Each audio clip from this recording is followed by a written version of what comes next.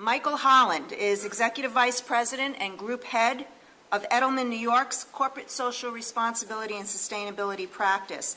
He's an expert in corporate social responsibility, cause marketing, corporate communications, and branding.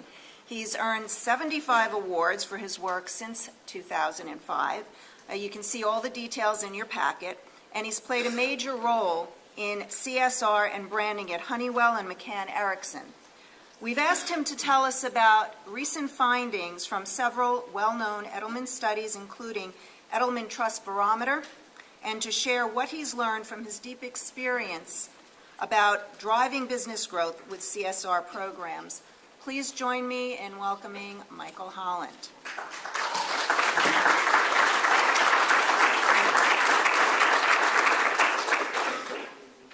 Good morning, everyone. Just wanted to certainly thank Claire and Luana at the Better Business Bureau for inviting me here this morning. It's a great privilege for me to be here to represent Edelman and really to share a perspective. And I realize we have so many leaders in the field, so many people from the nonprofit sector, from the corporate sector, other advisors, as well as academics and students. So, I hope over the course of the next 20-25 minutes just to share some of the things that we're seeing in the marketplace and some of the learnings and advice that we're trying to share with our clients. Now, as Claire was saying, earlier this morning, there's certainly there's a lot of confusion out in the marketplace. And when you think about corporate social responsibility, then there's corporate citizenship, there's strategic philanthropy, there's cause marketing, community engagement, community relations. It's pretty easy to try to figure out, well, what does all this mean? How does all this fit together? And, functionally and organizationally, corporations struggle with this. And, one of the questions I'm asked, from time to time is, how did I get into CSR? And, one of my responses is, this is really an emerging field. It's an emerging sector. If we go back to even just say the mid to late 90s, when you had Nike and Kathleen Gifford, you had supply chain and human rights issues. Then you had the implosion of Enron and WorldCom. Then in the early 2000s, you had Inconvenient Truth and the focus on climate change and the environment. And then really sort of filtering through, and then all of a sudden, you probably say over the course of the last 5 years, there really became a greater focus, and what the data was showing is it mattered more than ever. And what I mean by that, and I'll hopefully show with some of the data points, is consumer and customer decisions are now more than ever being made by these people's perception of whether the corporation is acting in a socially or ethically responsible way. And that's critical when you look at it from a business standpoint.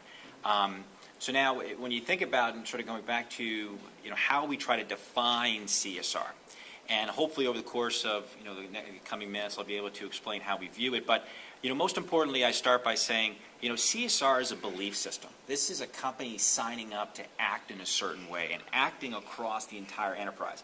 That's finance, that's supply chain or manufacturing operations, research and development, as well as human resources, law. Then you can get into the social investing. What are we doing from a philanthropic standpoint? How we're trying to drive change on issues that matter. Second part of it is it's an operational model. You have to have the policies, the protocols, the tracking mechanisms in place in order to ensure that the enterprise is acting in a way that's consistent with the belief system that senior leadership and the employees have signed up for. Because as we'll see, transparency, honesty, the ability to communicate frequently on these issues is more critical than ever in shaping reputation and perception in the marketplace. Then you get into something that is talked about quite a bit, and that's how do you leverage CSR as a tool, how to drive competitive advantage or differentiation in the marketplace. So if you go back to the mid-90s with a lot of consulting firms, and when I was at McCann Erickson, we were trying to start a brand strategy. Why? Because we felt that brand could be a differentiating factor in the marketplace and drive competitive advantage. Now we're seeing a very similar trend in that CSR is a way to drive competitive advantage or differentiation in the marketplace. So, so it was interesting as I came here and I saw Claire's slides and certainly the banners to start with trust. So what I'm going to start to do, I'm going to take you through is our trust barometer. So I'm going to start with trust. This is a survey that Edelman as a PR firm has done for about the last 10 years. And it's a way for us to try to understand how the public is viewing not only enterprises or institutions, who they trust or why, and how they compose a trust.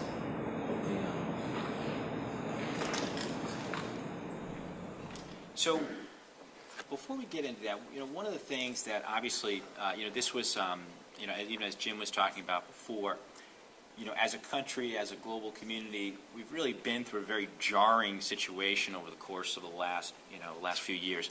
So when the president, stood in front of members of the financial community and said, one of the ways that we can rebuild this system stronger, better than ever before is really to start with trust. So it's something as we're looking at, certainly with our trust barometer, we take that to heart.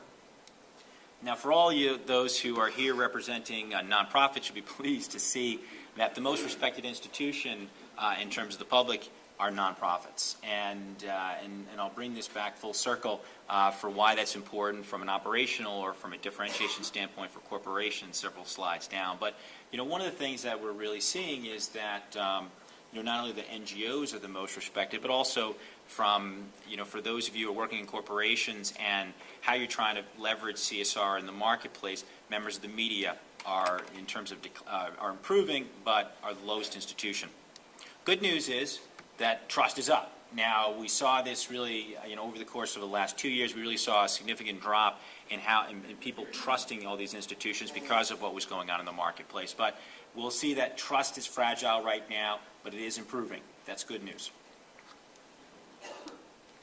Now, if you look at, and certainly you can see in 2009 how there was a significant drop really across the board in every country, but, again, when you think about it from an NGO standpoint, and this is really going to be when you're beginning to think about who you want to partner with, use academic institutions, you go it alone, but again, NGOs, most respected, growing and improving over time.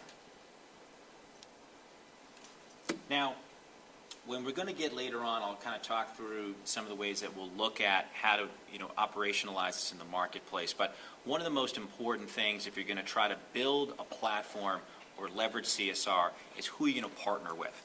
And one of the things that we found in talking with members of the public is that they're going to view organizations that partner with nonprofits in a pretty profound way, and they're going to, have greater feelings of trust, which again, is going to be an important factor in how you're going to look at to operationalize this. Now I'm going to shift speeds here for just a little bit and really talk more from a corporate standpoint and how we're going to look at the kinds of things that are important, the factors and things that are relevant to the different functions within an enterprise. And if you look at now, this is some, this is a data from The Economist, as well as there's similar data from McKinsey around that same time. But it starts to look at how companies and how CEOs are going to look at the benefits of acting in this way and leveraging CSR in the marketplace. So there's all different dimensions, which we'll get to in a few minutes, but most importantly, it's going to be about attracting customers. And so that's going to be ability to drive growth, retaining existing companies, so as customers. So as you know from building a business plan, it's a lot easier to retain than it is to attract. Quality employees, as Jim was talking about before. If you're really thinking about how to build a high-performance team or high-performing organization, retaining your employees is a critical factor in that. We're also seeing other data is going to talk about share price increase. Now, these are things, again, if you're looking at it purely from a business standpoint, these are relevant. If you look at the McKinsey data, which I don't have this, I didn't bring the slides, but if you look at the McKinsey data, what CEOs are seeing is the pressure from not just the activists. So if you think about 10, 12 years ago, when you thought about who was putting pressure on corporations to act in a certain way, it was a lot of activist groups. And, there are those, certainly in the corporate sector, that would think that, these were pressure from either fringe groups or activist or radical groups. That's really not the case anymore. Now, the pressure to act in this way is really mainstream. These are employees. These are share owners. These are members of local community. So now it's becoming more and more critical as we're looking at these different dimensions in terms of understanding what people are looking for. So when we looked at and this is some of our data from the Trust Barometer, one of the things that was interesting, if we looked at this just from 2006, one of the qualities that people were looking for in terms of how they would build trust, one was financial returns. One of the things that we're really seeing now are more and more dimensions around CSR, and you can actually, if you start to map this to, treating employees well, So how are you building an enterprise, and what kind of policies and protocols do you have in place to treat your employees? Certainly you're going to get into the green quadrant here, and it's going to be some of the things that we get very familiar with in terms of environmental programs, tackling major problems, doing things for social good. But more and more now we're seeing these are components that are building trust in the marketplace. Consumer expectations. So if you're looking at, people now, not only here in the United States, but also abroad, are expecting that corporations are going to put equal weight around doing things not only for the benefit of themselves, what's in their business interest, but also what things that they can do to drive social change. That they're going to integrate these practices into their day-to-day business operations. So I don't certainly believe that there's an expectation that every corporation is going to be like a Tom Shoes, but I think there's a greater expectation that corporations are going to weigh these different factors and integrate into their business. So again, we're going to talk more later on about what this means, but think of this as a business decision, not as a marketing decision. Now, I think that when you start to think about how this can really drive growth, some of the data that we did in our Good Purpose. So now we've got another survey which we do on an annual basis, which is called Good Purpose. Now, this is really an opportunity for us to understand what consumers are doing, how they're perceiving, and what kind of decisions that we would make. And a lot of the things that we're seeing now on a pretty regular basis is that their purchase decisions, their desire to stay with that company or using those products, are linked to their perception of how this company is acting or supporting particular causes. It's a bigger and greater factor, at the consumer level. So that really is going to go into sales, marketing, and growth. Now, if we start to really think about what's important to a corporation, and when I was on the inside and had the opportunity to handle this as a function for a corporation that spanned 100 countries and had about 130,000 employees, on every single given day there was something different that we had to handle or manage or worry about in the marketplace. When we started to think about how we wanted to drive change or drive improvements in our license to operate, our relationship building, we first had to understand who we were trying to reach. And as everyone knows, if you're in a corporation, you're trying to reach multiple audiences simultaneously. You're just not trying to target one constituency. You have to talk to or engage everyone really at the same time. And that becomes a fundamental challenge in how you go to market. And there are different needs and wants and desires that each one of these stakeholders is going to have, and there's different things that we're going to want that's going to be beneficial to us to drive growth or to drive change. So certainly if you're thinking of it from a share owner standpoint, from the financial function, the CFO is going to want to make sure that we're attracting and retaining investors. If you're a public company, that's critical. If you're thinking about it from an employee standpoint, as Jim was talking about before, you can quantify the financial loss if you're not retaining employees. There's lost time, there's training, there's recruitment. These are all things that have an impact on a company's ability to operate. So, finding an opportunity or finding a way to keep those employees is critical. Then you can go to elected officials. Certainly elected officials both have the ability to, as government as a buyer, so that's a sales perspective, as well as government as regulator, so that a government can impact your license to operate both at a national as well as a local or state level.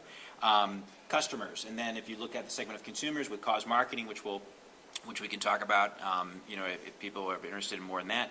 If you look at how advocacy as well as sales, goodwill, these are all things that affect. So when you're starting to think about how you're going to plan from a corporate perspective and what kind of things that you want to do or need to do in the marketplace, begin to put it through the filter of what are the needs that they want and what are the things that you want to get from them and kind of results that you're looking at driving. Now, some of the things that we see on a daily basis, whether it's we're talking with our account teams, whether we're talking with our clients, whether we're talking with prospects or just talking with general people, there's three things that I want to make sure that people remember. One, CSR is not green. So over the course of the last 5 or 6 years, there's been a lot of focus on sustainability, a lot of focus on the environment, a lot of focus on climate change, recycling. You can add all the different dimensions, but CSR is not green. the foundation of a company's CSR platform cannot simply just be what you're doing in the environment. And you can look at the environment really in two ways. So manufacturing companies, certainly there are everything from how you're managing your manufacturing process, discharge, energy usage, water consumption, all these different things, as well as what you're doing from a proactive standpoint, which could be outbound in the marketplace, recycling, improvements in local communities. But CSR, green or sustainability is one element or one component of CSR, but it's not the entire thing. CSR is not strategic philanthropy. It's not just simply looking at how you can operationalize your dollars in the marketplace for the benefit of the community or for good. Yes, your philanthropic programs or what you're doing from a social investing standpoint is part of it, but it's not the same thing. CSR is broader. And CSR is not PR. So that's really where, and I work at a public relations agency, so you'd think that I'd love for everyone just to be convinced that PR and CSR are the same thing, but it's not. CSR is much broader than that. It's much more substantial. It's much more critical over all the dimensions of a corporation and the different functions. So it really, if we go back to CSR, it starts with the belief system, what you're going to do and how you're going to act in the marketplace and how you're going to manage your operations in such a way that you are acting in a responsible fashion. So always be mindful of those things. Now, some of the things, and this sort of shift into what we do, how we do it, and where hopefully people can take away and try to personalize into their own situation, because there certainly is. There's no one-size-fits-all solution. Every corporation is unique. Every challenge that a corporation faces in their own marketplace is going to be unique, and this is going to really reflect on a lot of things that Jim was talking about. But first and foremost, you have to treat CSR as a business strategy.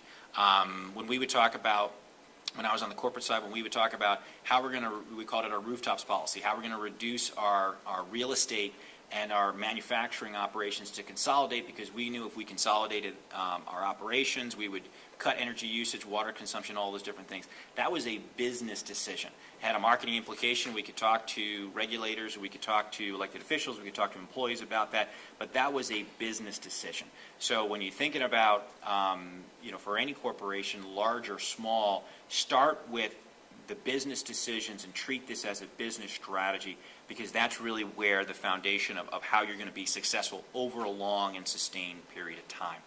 The next part of it is focus on differentiation. So now when you start to think about what are the types of things that can be beneficial to drive engagement or drive differentiation in the marketplace, focusing on the issues that are aligned with your business and your brand strategy are critical.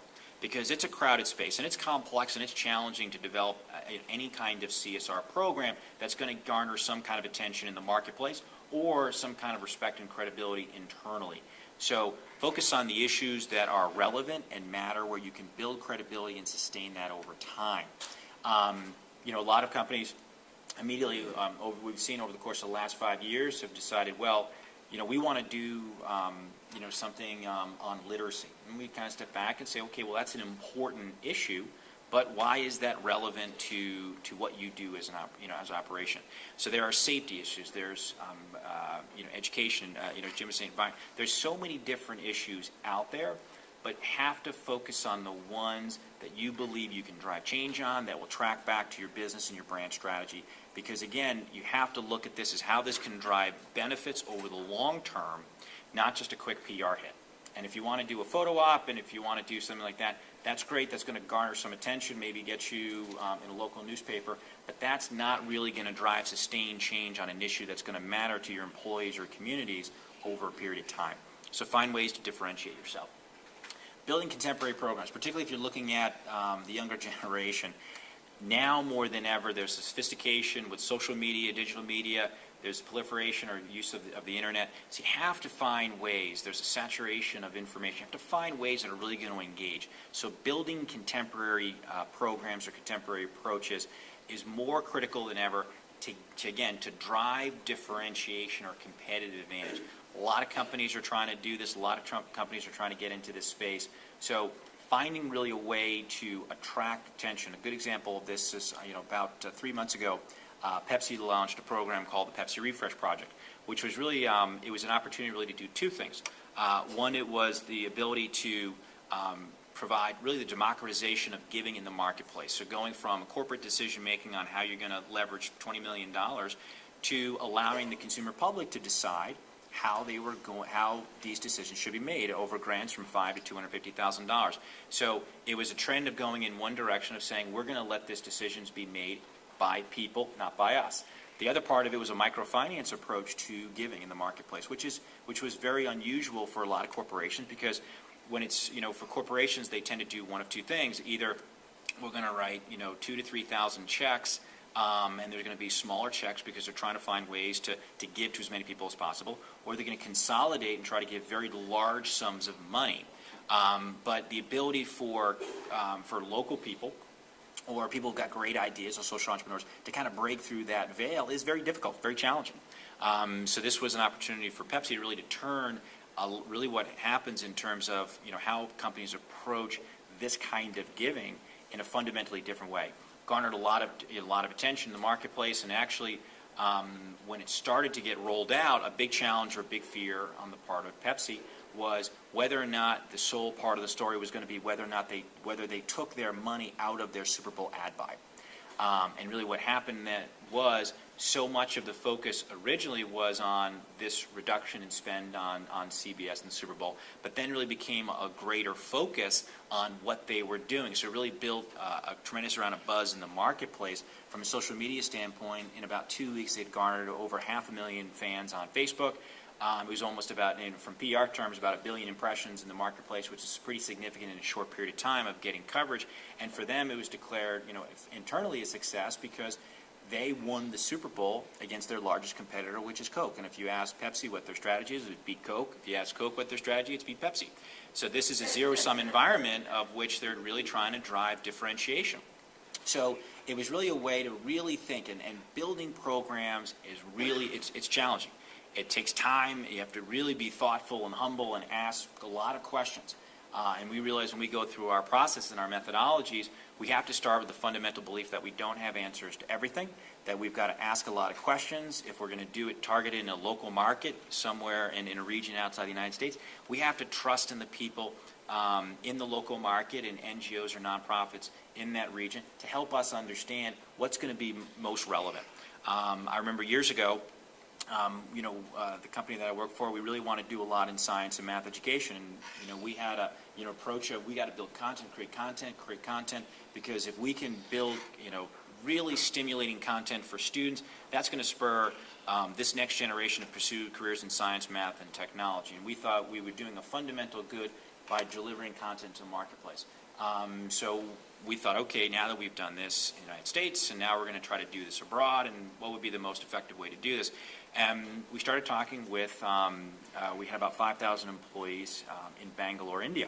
And we thought, okay, so we want to come in and we're going to bring all this content. We have content from Nobel laureates, and this is going to be fantastic. And we started really talking with some of the nonprofits. And we realized there was, pretty quickly, there was a huge disconnect there. And we sort of stepped back and said, okay, we had to reevaluate what our approach was. And, ultimately what we found out pretty quickly was they didn't need content. That wasn't really the problem. And, we started, digging a little deeper, and really what we found out what the real problem was they needed bathrooms. And it was, pretty shocking for us because, we wanted to, swoop in as major corporation and provide all this stimulating content. And really what the biggest problem that they had was young women weren't going to school because there's no bathrooms. So one of the greatest things that we could actually do in the short term was help stabilize that situation, build bathrooms so young women were going to school. And if we could help stabilize that, then we could have a different kind of academic conversation. So, part of it is, build programs that are going to drive results, build programs that matter, listen, ask a lot of questions, trust in the people and trust in the advice that you're getting from NGOs or people who have a greater sense of what's going on a particular issue. Because when you think about, if we go back to the slide, one of the things, certainly from a corporate perspective, and I also had an opportunity to work in a nonprofit many years ago, but one of the reasons why corporations will partner with NGOs is because it helps establish a credibility platform. Again, sort of dovetailing off what, Jim was talking about before, one of the things you have to realize as a corporation are what assets from an intellectual capital or human resource standpoint that you have that you can bring to bear on a particular issue. But you always have to remember that the credibility in the marketplace is already established by nonprofits who've been attacking that issue, addressing that issue for decades, or in some case, longer than that. So, the partnerships and building programs that will drive differentiation. The other part of it, too, is, and this is really where, we see this quite a bit, in order to really have a successful CSR program, and I'm sure they're talking really about a program, is you have to view this as a brand building exercise. And the reason why I'll say that is if you think about how, corporations would approach their branding, they're going to start and saying, okay, we're going to take a multi-year approach.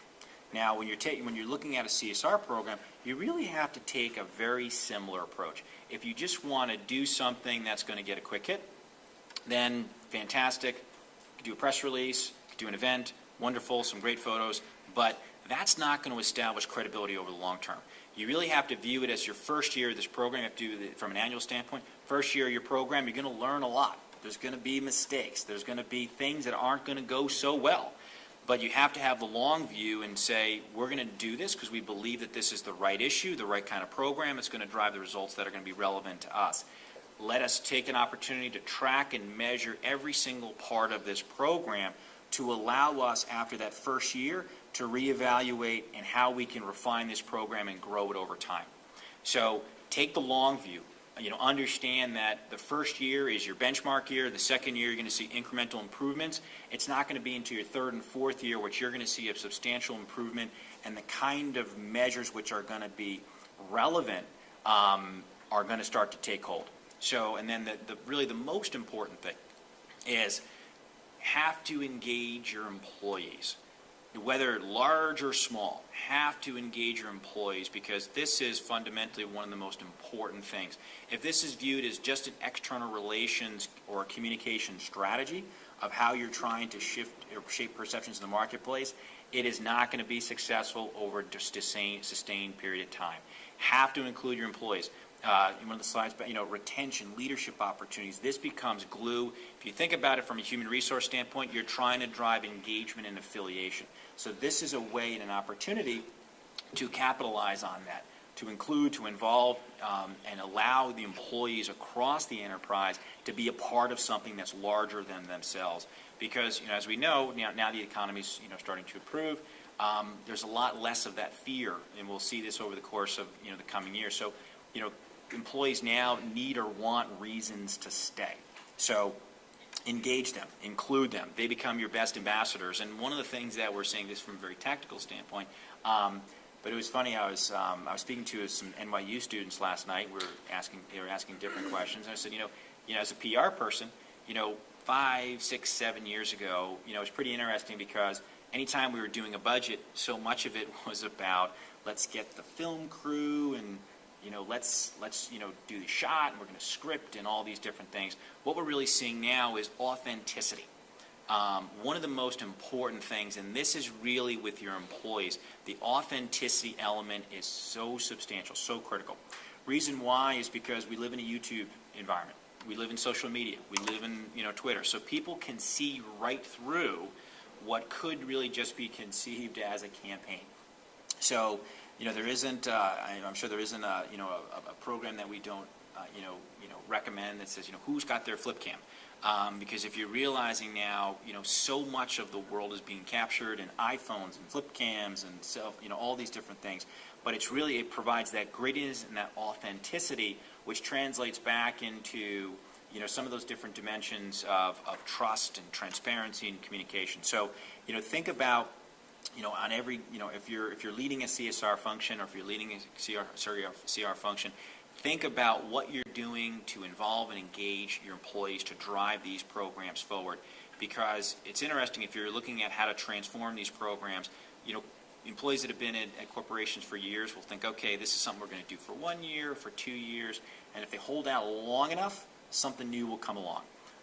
So the important thing is get them involved early, get them involved often, allow them to become leaders and drive this forward. So certainly with that, I'd be happy to take any questions from the audience.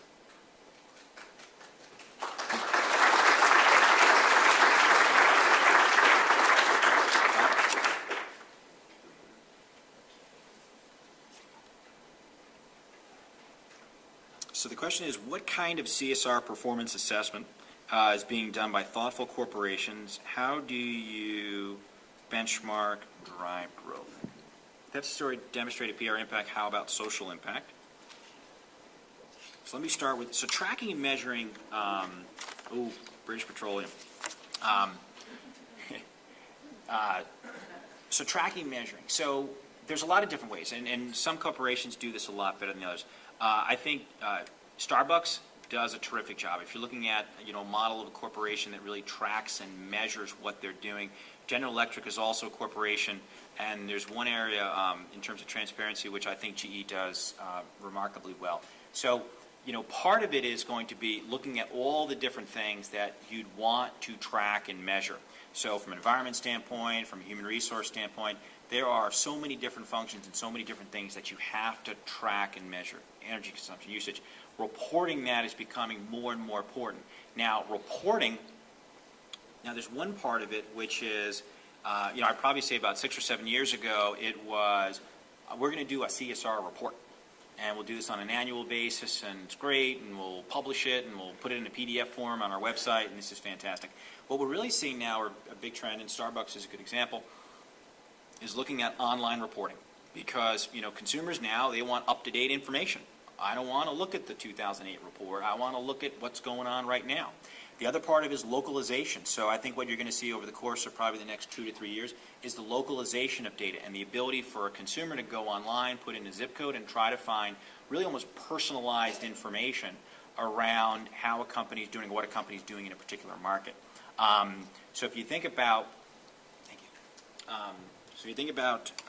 these different assessment, two good ones to look at. GE, Starbucks. What GE does, which I think is very admirable, is they also have a board of advisors that scrutinizes the report on an annual basis and makes recommendations back to the corporation on what they should be doing or how they should be tracking or measuring.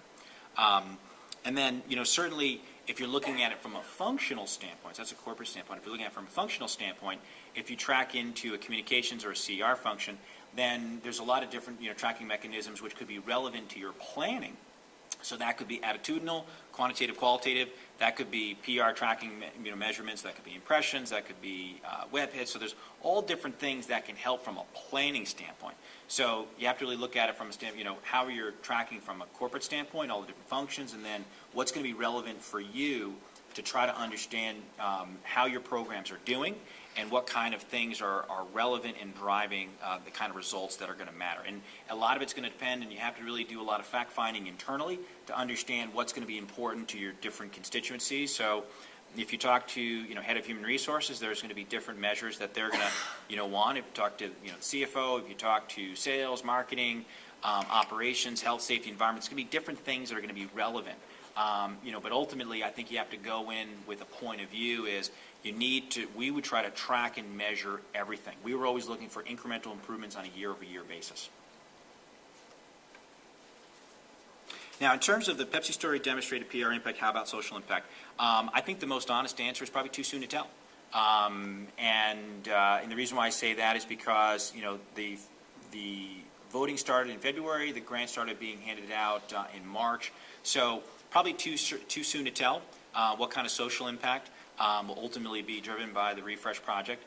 It's probably something, at least when we look at it, they probably need at least 6 to 9 months just to have this from a credibility standpoint to be continued out into the marketplace. And then you'd probably say from a 9 to 18 month window of time, it's going to be to say, okay, what are the results that these social entrepreneurs or nonprofits are delivering with the money that they were given, back in 2010. So I think when Pepsi launched this, I think they had to have a belief in mind that this is something that people are going to start asking a lot of questions, particularly towards year end as they start to roll up. I think people will start to scrutinize and say, well, what have all these entrepreneurs or nonprofits done? So I think in terms of social impact, too soon to tell. From a marketing PR stamp, certainly there's different things that they can track and measure, but it's going to take some time on the social side. Next question is, when you say companies that paid more attention to these issues, what do you mean? What does more attention mean? How is it measured? I'm not sure I fully understand the question, but since I'm in PR, I'll try to come with it. No, I can't answer that, but what I can tell you, I think it's, and again, I hope I answer this question. If not, please raise your hand and hold me accountable. When you think about paying attention, or at least there are so many things that, if you're the CEO of a corporation, you're going to realize that there are so many different aspects of a corporation that you have to focus on from a behavioral standpoint. The conduct and obeying laws, and paying taxes, and treating your employees well, and managing your supply chain in an effective way, from an operational standpoint, from the environment standpoint, as well as from really almost a human rights standpoint. So, corporations that are paying attention to all of these things, ultimately are going to be, more sustainable over a period of time.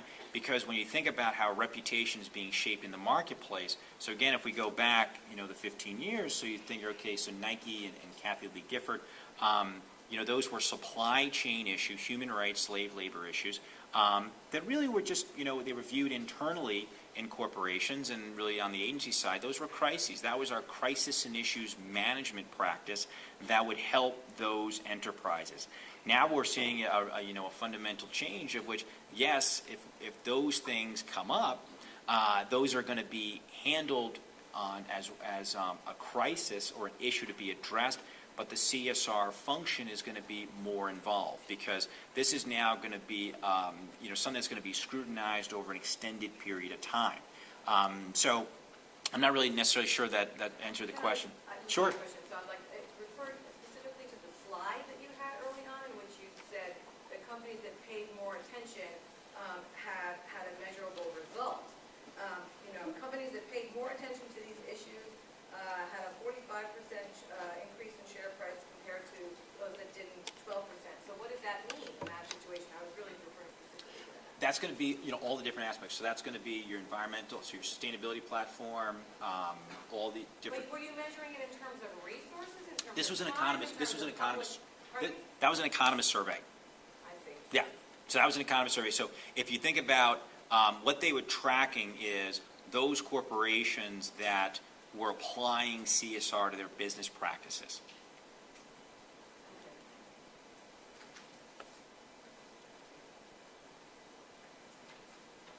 I'm still not clear, but I'll talk to you later. Oh, no, actually, no, and the, what I can do is, happy to share, we can send over to you, the economist survey, how they did it, what they were tracking. But, that was really, looking at, corporations that were embracing CSR and applying CSR, or using CSR as a business practice, what kind of benefits they were accruing in the marketplace. Okay, but it's the first part of the equation. I feel it's a little vague, but I don't want to. In terms of what those CSR practices are? Well, on how, what's more and what's less.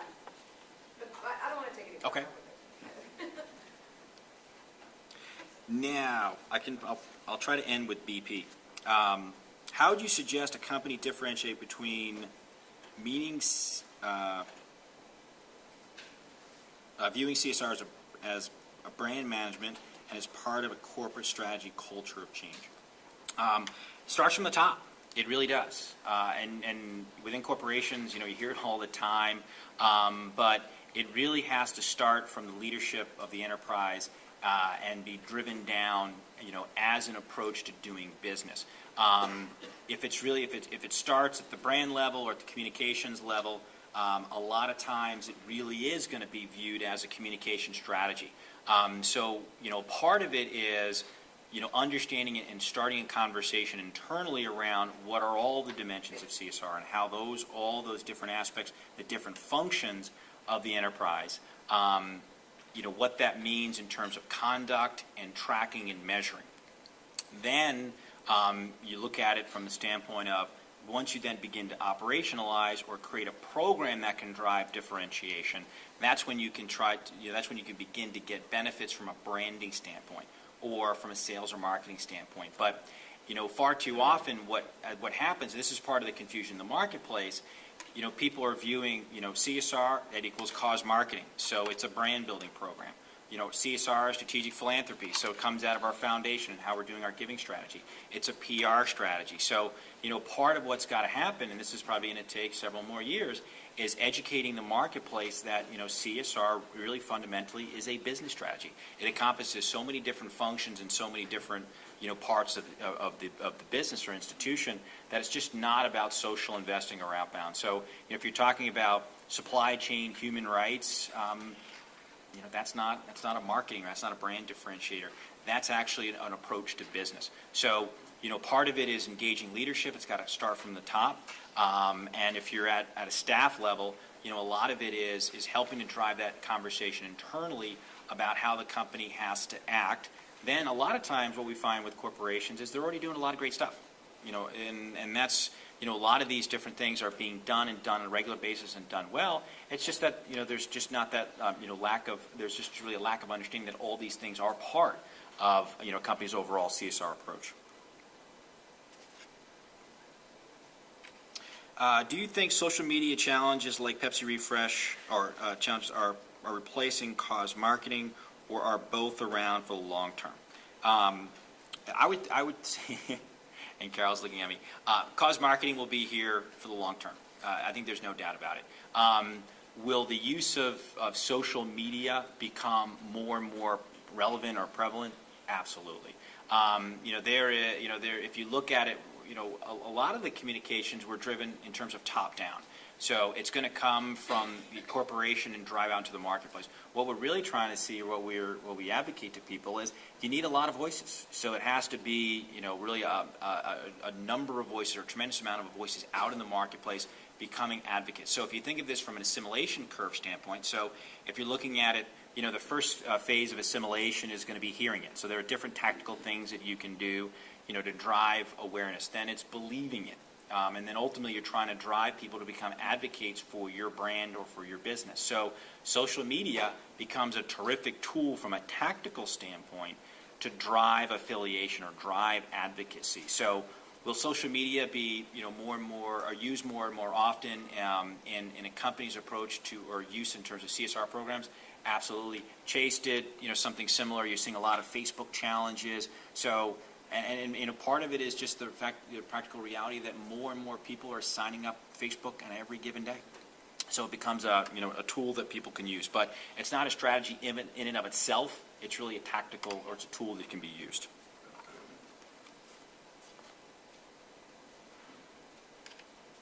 There are, how are CSR programs addressing recent interests in sustainability? And a lot, and first I would probably, so one of the things that we run into, on a pretty regular basis is, what is CSR, what is sustainability? In Europe, the term sustainability is used far more often than CSR, corporate citizenship. We tend to define, here in the United States, sustainability as, in what you're doing in the environment. And part of it is, looking at, over the course, you'd probably say you had Inconvenient Truth, so early 2000, and GE's Eco-Imagination in 2005. So about 5 years into Eco-Imagination and this, fixation or focus from a corporate standpoint on what they're doing in terms of sustainability or in the environment. Now, if you look back, remember at the time when GE was preparing to launch Eco-Imagination, they still had tremendous problems with the Hudson River. And it was a litigate, deny, litigate, and try to extend this over a period of time. And it was really a tremendous difference in how they then shifted to look at, here is an opportunity for them to settle this, begin to clean up, and then to move forward. You can look at different examples, Starbucks in terms of recycling cups, other corporations, certainly BP, before this disaster had a tremendous reputation in the marketplace for what they were doing in terms of sustainability. The key thing, or the one thing, or one of the greatest challenges if you start to look at companies, and one of the fears is out there, you probably hear the term greenwashing quite a bit. Clorox was a good example, and Clorox went and really wanted to have sort of a seal of approval on their bleach, and then you look at the toxicity of bleach and what that can do, and it really became ultimately a public relations disaster. So I think what happens in terms of there are things that corporations can do to integrate into their business practices. There are things that corporations, so in terms of the manufacturing industry or chemical industry, they need to do in terms of to build credibility, and a lot of that is taking accountability or responsibility for, could be cleanups. And then there's different things that corporations can do to integrate in terms of outbound, what they're doing in the environment, in terms of recycling and all those different things. So, if you're looking at it across, so many different, case studies and examples, some good, some bad. Certainly, Starbucks, I think, is a great example. Ben & Jerry's, I think, does a real nice job. Good ways to model, but ultimately, part of it is from Starbucks, build it into their business strategy, and it was a way for them to drive a little unique differentiation, for them in the marketplace. And since I touched upon BP, I touched upon BP. Now, the interesting thing is if you go back and you look at probably over the course of the last 2 or 3 years, BP was one of those companies that really had built a pretty good reputation on the environment. I was in countless meetings and brainstorm sessions, and one of the things that clients would be asking us is, what could we do to be more like BP? And their logo had the solar and the commercials, and what do you expect a gas company to do? And they really had started to build a pretty good, a pretty powerful reputation in the marketplace. And now you look at it from a standpoint of this could be the largest ecological disaster since Valdez. And it's interesting because if we go back to, and sort of back to my days in crisis management, if you look at Valdez at the time, it was the 18th largest oil spill in the world. No one really remembers Cadiz off the coast of Portugal because it was at the time relatively unknown. But really the failure on the part of Exxon was the inability for senior management to understand that they had to try to find a way to control the dialogue. So when the decision was made not to send the CEO or senior executives, it was really based on the belief that, this really isn't that large an oil spill. Relatively speaking, it wasn't that large. What happened is then, as we all can recall, you had vivid images of, sea life being covered in oil. You had volunteers, you had activists, NGOs, you had government officials, all in boots and walking along the coastline there. And it really became a monumental crisis. And really that was, and if you think about,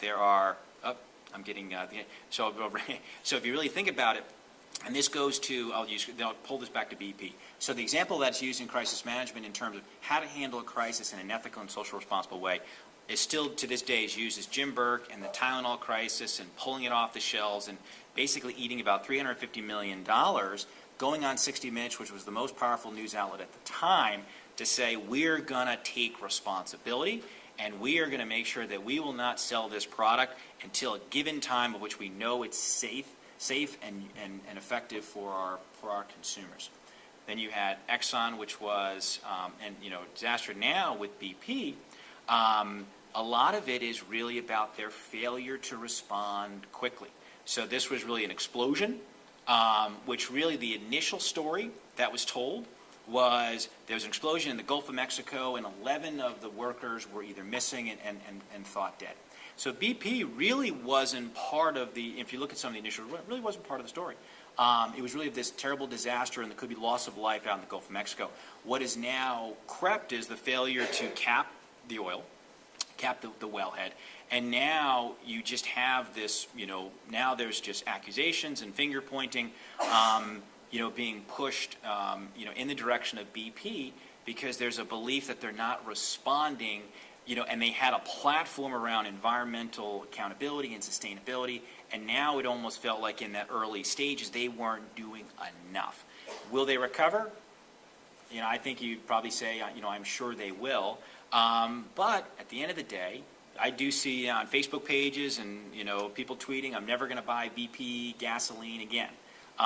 Never going to, they're going to show it. But, that's really where, how much of an impact this will have on their business operations, on their CSR and their perception of the marketplace. Too early to tell. Toyota's another example. Toyota, I think, took an incredible hit because they had this mantra in the marketplace around reliability, and here it looked like they were internally covering up what probably was, one of the, most grievous, situations on reliability. So BP, it's going to be an interesting story to track and measure, but it is, I think, right now, in terms of, from their reputation standpoint, a pretty big hit to their, to their sustainability, environmental reputation in the marketplace. Thank you.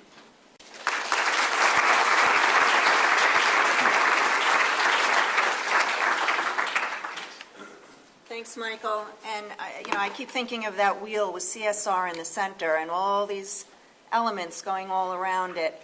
And it's not, you have some businesses that are doing very well in different areas, but it's not about fragmentation. It's about pulling it all together into this integrated business strategy. And that's such an important thing to take away. That's why we're doing this program.